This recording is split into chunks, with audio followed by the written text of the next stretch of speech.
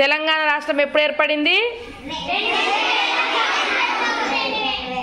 June 2, 2014. మన రాష్ట్ర తెలంగాణ రాష్ట్ర జంతువు ఏది? రాష్ట్ర పక్షి ఏది? రాష్ట్ర పువ్వేది? రాష్ట్ర వృక్షం? జమ్మి చెట్టుకి ఇంకో పేరు? మరి తెలంగాణ ప్రజల మంచితనానికి గుర్తు ఏది? జింక.